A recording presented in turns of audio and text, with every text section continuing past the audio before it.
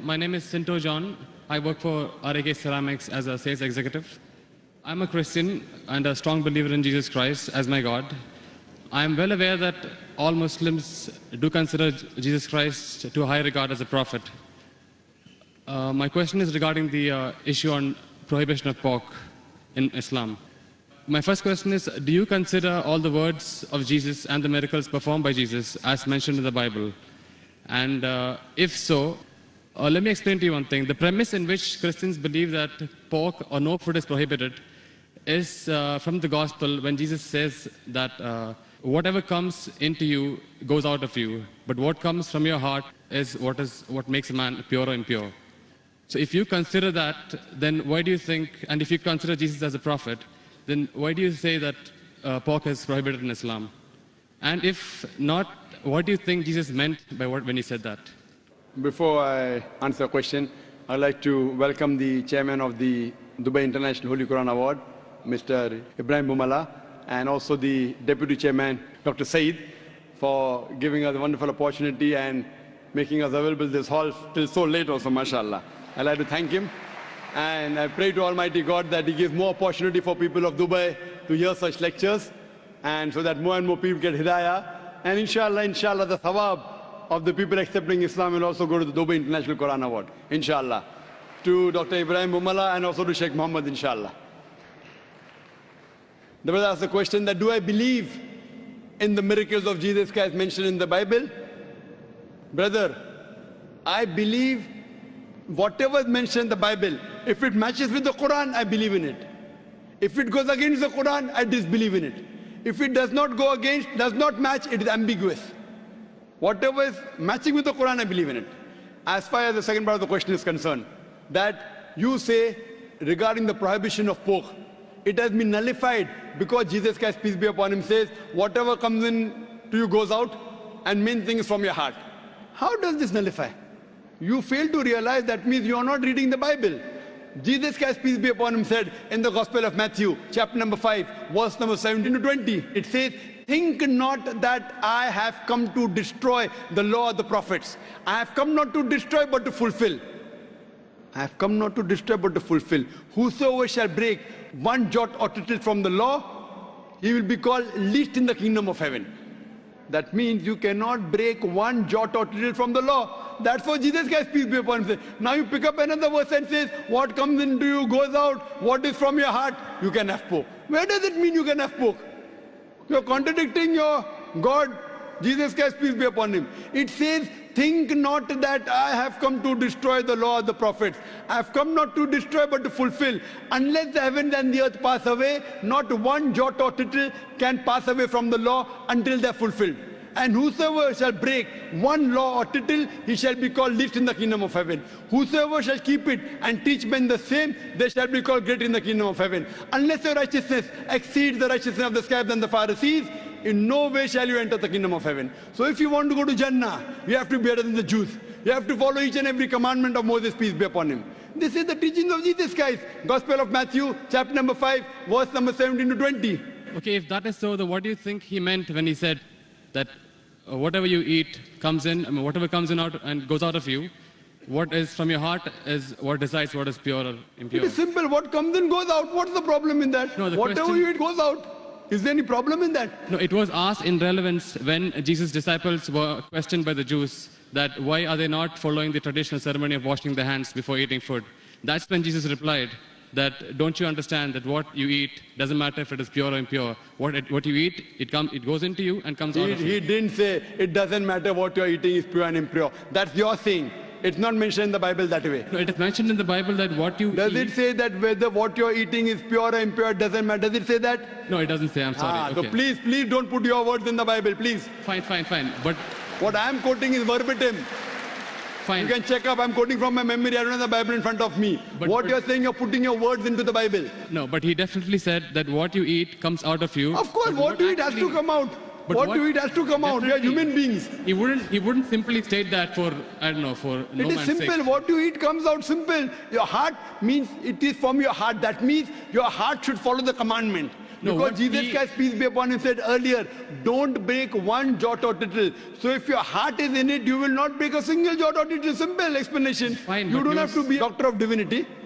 He was trying to prove the Jews wrong by saying that it is not important. No, not that- at all. He wasn't trying to do that. That's what you think. That's what the church tells you. It's plain black and white. No, Jesus said you cannot break one jot or tittle from the law. So I'm- where is he telling the Jews to break the law of Judaism? He's not telling that. He is not giving any indication for the Jews to break the laws of Judaism.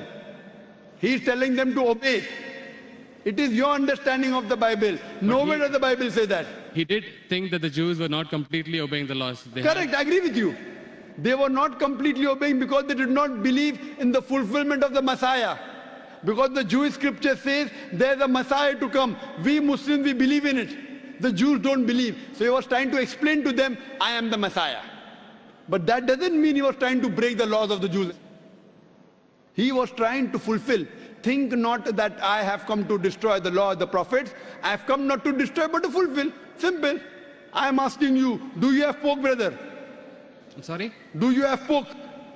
Yeah, occasionally. That means you're not a good Christian. You're not a good Christian. Even occasionally you break one law or tittle, you shall not go to Jannah. Not Quran says that, Bible says that. Even if you have pork and you break one law or a tittle, you shall not go to paradise. You shall not enter eternal life. And you said that you are a practicing Christian. You said you believe Jesus Christ is God. I don't believe Jesus is God, but I follow his teachings. I love him more than you. This is what Jesus said. It's from the heart. This is the explanation of your words. It's from my heart. I love him. I love Jesus Christ. Peace be upon him. Do you? I don't think so. It is I do. theoretical, not I from do. your heart. Verbally, yes. No, I do, very strongly. So if you strongly believe in Jesus Christ, peace be upon him, why are you disobeying him? Why? Why are you disobeying him? I don't think I am disobeying him until now. But I'm quoting you from the Bible, Gospel of Matthew chapter 5 verse 17. Think not I have come to destroy the Okay. law of the prophets. And Okay. I've given you quotation from Leviticus chapter 11 verse 7 to 8, Deuteronomy chapter 14 verse number 8, Book of Isaiah chapter 65 verse number 2 to 5. References. Okay, if that's the case, in the Old Testament it is said that an eye for an eye, a tooth for a tooth. But what did Jesus Christ say? If somebody slaps you, show him the other side. Now isn't that like a defying of the law? No, Isn't it's that a not correction? defined. I will give you. What you're quoting is references from the Gospel of Matthew chapter number 5 verse number 38. Okay. I will give the quotation. I don't want the quotation, I want the answer for my question. But first I'll give the quotation reference, then I'll give the answer. Na? Fine, fine. I always give with proof. You believe without proof, you can do that. I'm a man of proof. With references from your scripture. Okay. Gospel of Matthew chapter number 5 verse number 38. It has been said of the old times that an eye for an eye and tooth for a tooth. But I say unto you, whosoever takes a shirt, give him the cloak. Whoever walks with you 1 mile, walk with him twain. Whosoever offers you one cheek, offer him the other. That's it. It doesn't mean that he's going against it. But He's is showing there- it has been said of the old times. But those two laws don't correspond. They are totally different. They're totally against each other. But those things, what Jesus Christ, peace be upon him, said, it's time to get remedy. People misunderstood. They misunderstood the law. An eye for an eye, tooth for a tooth means there should be justice. That doesn't mean someone by mistake, a child is playing cricket, and if the ball hits the eye, that doesn't mean you break his eye. People misunderstood the message. He was correcting it. Same way how you misunderstood the message that Jesus said had pork. Where did he say have pork? It means that people misunderstood. They are following the law by the letter, not by the spirit. What you have to realize that it means that if by mistake someone is playing cricket and suppose the ball hits the eye, that doesn't mean that you have to take the eye of the boy. So you have to follow the law in the spirit. And you have to see the meaning of it. That's important. That's what Jesus Christ, peace be upon him, tried to explain. I'm asking the question, will you follow Jesus Christ, peace be upon him, law today? If someone slaps you on one cheek, will you offer the other? There are many people waiting in the queue. Will you do that? I'm sorry? There are many people waiting in the queue. Okay. Will you follow Jesus' law? If someone slaps you, will you offer the other?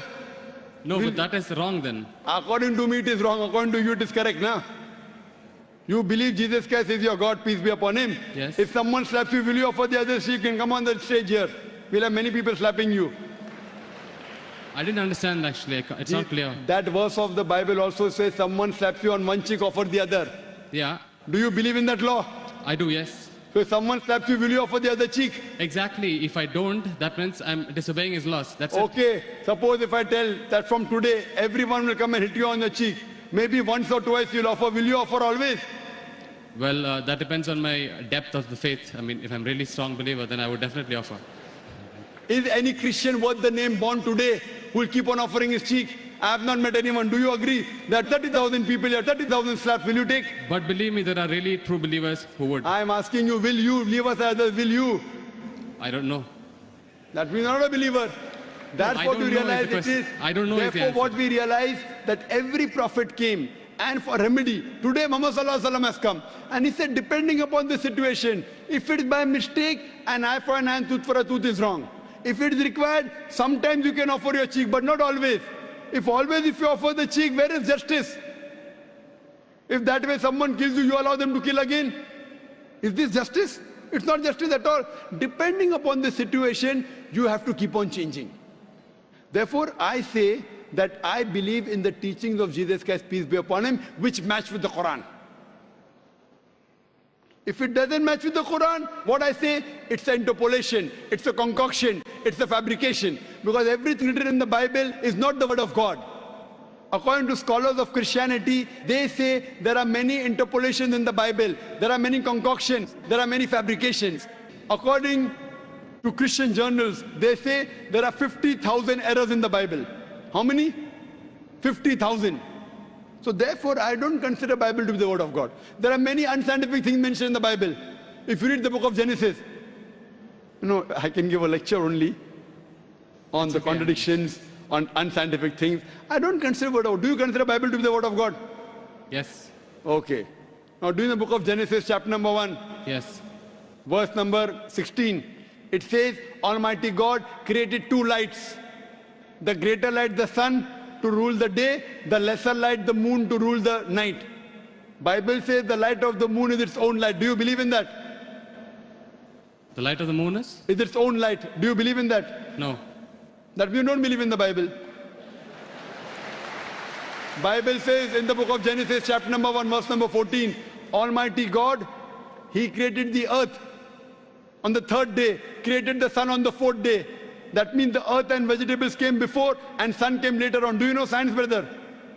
I'm sorry? Do you know science? Yes. The Bible says earth came first and then came sun. Is it correct?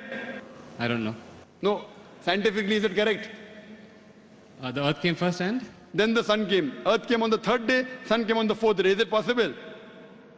We know the sun is the parent body in the solar system. All the planets that revolve around the sun, they are the bodies from the sun. You know the Big Bang? Yes. So it is created simultaneously. But the Bible says earth on the third day, along with vegetables, sun on the fourth day. How can the vegetables survive without sunlight? Is it possible? If God can make it that way, why not? But do you believe in that? See what God can do, but will God do something which is wrong? Illogical thing God will do. See, reasoning with God, I don't think it is in our scope. It is beyond our scope. It is not in your scope, but in the scope of human beings like me. God has to be logical. You can't be illogical. Then if you say illogical, then you believe every monkey, any stone, any tree is God. But what What our brothers in India do. Everything is God for them. And then you say, don't argue with God, don't reason with God. So then you start worshipping the stone also. Brother, you can't be illogical. Seek ye the truth shall free you. Thank you. So hope you seek the truth, brother. Sure. I appreciate the